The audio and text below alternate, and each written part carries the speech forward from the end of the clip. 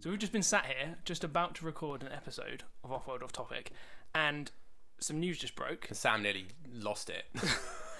I don't even know what it is. You know, right? Okay, that's a lie. I know a little bit about what it is. A touch of what it is. Yeah. Okay, so apparently there's been a 9th planet discovered. Right.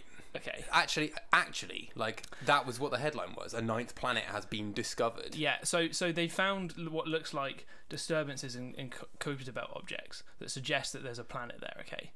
Right. And, but it's hell? it's further back out than Pluto. Yeah. And Eris, all this other stuff. Yeah.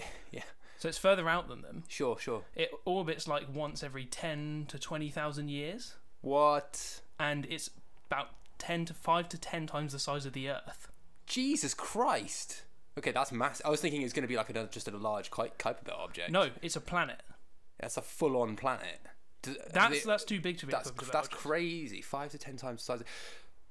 Okay. So have they been like just tracking the orbits of loads of Kuiper belt objects? And yeah. like, okay, there's something weird going on here. Well, and the only way that it can be explained is by this thing. That's what they say, and that's not the only evidence going for it. Right. So I look, this is something that people have been talking about for a little while, yeah. in the sense that, okay, is there another large object outside of the orbits of the 8 planets? Yeah, that's something that people have been, and there's been like bits of evidence for it, and then people coming in and saying, oh no. wasn't there for a while? Someone did. So there was like a survey done. Yeah, the NASA. There's like a NASA mission called the Wide Field WISE was the acronym, and that was basically doing this like 300. It was like a spherical scan of near Earth objects.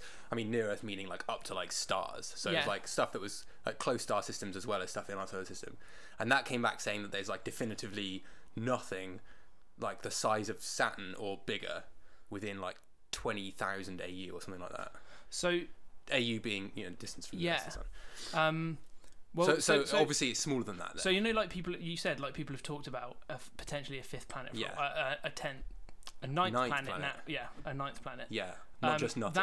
That's not based on nothing. Like as in that they're exactly. It's not just nutters. Yeah, it's. I mean, there are plenty of nutters that say so there are lots of different models about how the solar system started to form. Sure. One of them, is a very famous one called the NICE model or the NICE model. Yeah, I've heard of it. Which is where everything started like much closer together around the sun. Mm. Saturn and Jupiter got into resonance and ended up flinging everything out of the solar system. That's why you get the late heavy bombardment later. So everything gets flung out. Yeah, and then the whole thing is just like everything's smashed into each other for a while. At that time, that model works better if you add in an ice giant, another Uranus, Neptune, and that's the right size, 5 to 10 times. That's insane. So potentially there's that is insane. Maybe there's an ice giant that makes total sense with the models of the solar system. Yeah. It makes sense with their observations of the Kuiper belt. Now they haven't actually directly detected it, but so that's the question. So why not? Like if it's that big. Because it's just so far away and it disturbs so little, the sunlight's so low. Yeah. So it's been out there for so long. How far away is the Kuiper belt again, like in terms of AU? I can't remember where it ends. I can't remember. It stretches for ages. Pluto is part of it, essentially, isn't it? Yeah, so it stretches for ages, you're right. Yeah, okay, that is insane. Yeah. It's just literally just came up. So surely based on, I know, literally like as we were planning. Yeah, we weren't even planning to talk about the episode. Yeah, crazy. So I want to know. So when are we going to see it? Like, is it possible? They reckon within 5 years that we'll be able to detect it with proper observation. Yeah. So I mean, I was thinking like if you somehow use like the Kuiper belt disturbances, or the Kuiper belt like trajectories of all the objects that we're tracking, you could somehow kind of pinpoint where it should be. Yeah. In its orbit currently.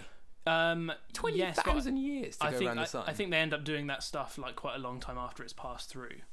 Sure. But so they can guess where it is, but I think they reckon within 5 years we'll be able to observe it. That's what they said. I don't really know much more than that. So 20,000 year essentially. I think 10 to 20,000. I think they said. Fuck. It's kind of like one of those moments where that NICE model works so well, but the fact that it works better with another ice giant, and that obviously no one's detected it, but it's just mad that this day and age that we've not. There's an ice giant in the solar system. In the solar, what hell else is out there? And we haven't detected it. Like there could plausibly be other ones. Well, right? it wouldn't. The model the reason I think that they've believed for so long that there might be another is because it works so well with their current understanding of their mathematical models. Yeah.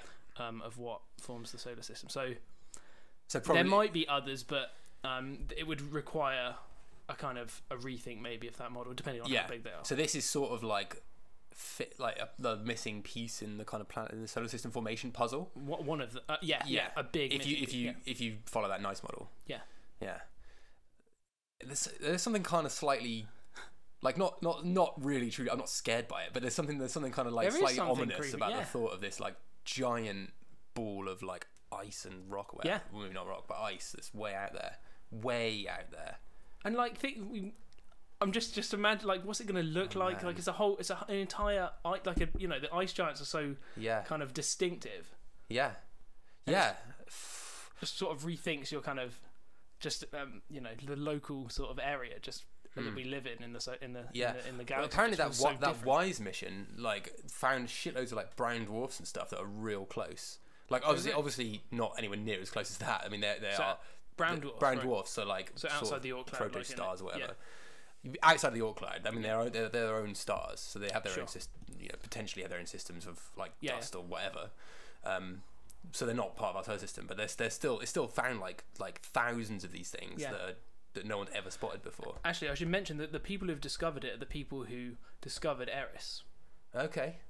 And that was like fundamental in removing Pluto as a planet. Yeah, sure, of course. So in a way, they're kind of giving back. Yeah, it's like, well, we took a planet and now you can have one back, but it's much bigger. Yeah.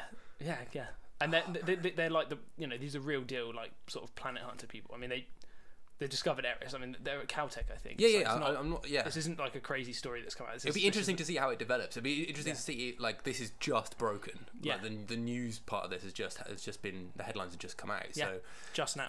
So it'd be interesting to see how like it gets absorbed into the scientific community. Whether the reaction to it is maybe not, like this is possibly bollocks, or like holy shit, this is a huge discovery.